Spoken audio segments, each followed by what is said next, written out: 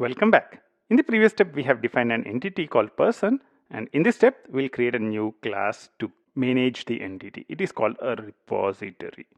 So let's get started. So I would need to now say person JPA repository. I'll put it in a package called .jpa. Let's finish. One of the things I would need to say is this is a repository. That's number one. One of the other things that you need to also say is we would do transaction management in here.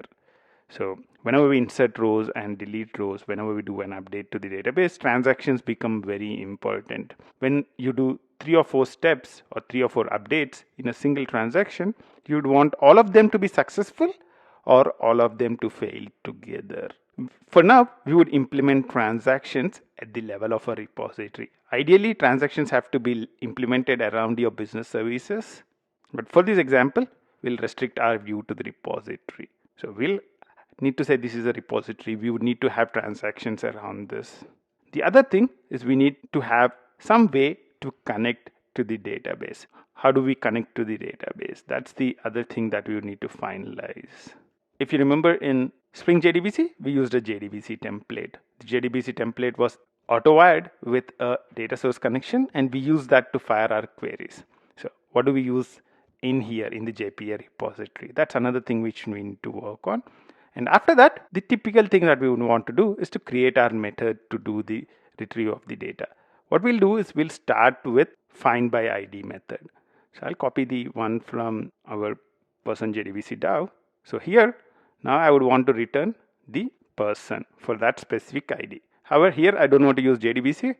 I'd want to get it by using JPA. Okay, let's get started now. The way you can say this is a repository is by at repository. And the way you can define transactions here, Spring makes it very easy to implement your transactions just by saying at transactional. 2 things done. Now I would want to be able to connect to the database. For that, there is something called an entity manager. Entity manager manages the entities. All the operations that you are performing in a specific session are all stored inside your entity manager. All the operations are not really stored in the entity manager, but in something called persistence context. Entity manager is the interface to the persistence context. All operations have to be going through the entity manager. Let's import the entity manager and the persistence context. Now, I want to do a find by ID. How do I do that? Entity manager dot find. There are a number of find methods inside the entity manager. The one which we'll be using is what entity? This is a person entity. And what is the primary key? The primary key is ID. That's it. You are now ready to get rocking and rolling. I've organized the imports in here. One of the things I will do right now is I'll rename the database demo application. I'll rename this. So I'll rename this to, this is Spring JDBC demo, right? Yes, rename the test as well. That's fine. And now I'll copy this and call this JPA demo application. This would help us have clear separation between them. One of the things is Spring Boot would do automatic component scan on this package as well. So Spring JDBC demo application would also get triggered. I don't want that to happen. So I'll remove the annotation, or even better, let's just comment out Spring Boot application annotation on the Spring JDBC demo application. What we are doing here is just to make sure that the JDBC code does not get fired. So we are doing a lot of updates in here. We don't want them to confuse whatever we are doing with JPA. So I've commented all that stuff out. Now I'll go to the JPA demo application, and now we want to do the same operations. However, what we want to use is a repository. Which repository? Person JPA repository, right? I'll import it in. I'll also rename this. It's not a DAO anymore. It's a repository. Some of the methods are not really there in the repository. That's okay. So there'll be compilation errors. That's fine. What we'll do is I'll move this line down. So we have implemented person find by ID. So let's comment all the other stuff out. We'll uncomment them as we implement the other methods. Cool. Now this is good. So we have now a simple findById 10001 method which is running using JPA. There's a small error that we would face when we run this, but I would rather show the error and then fix it. So let's do run as Java application. Okay, the error says table person already exists. What's happening here? Why is table person already existing? Where are we creating the table person? We are creating it in data SQL, right? So in data.sql, we are creating the table in here. One of the magics of Spring Boot auto configuration is the fact that it knows that we are using in-memory database, and it knows that JPA is in the class path. It knows that I am defining entities as well because I put the at entity.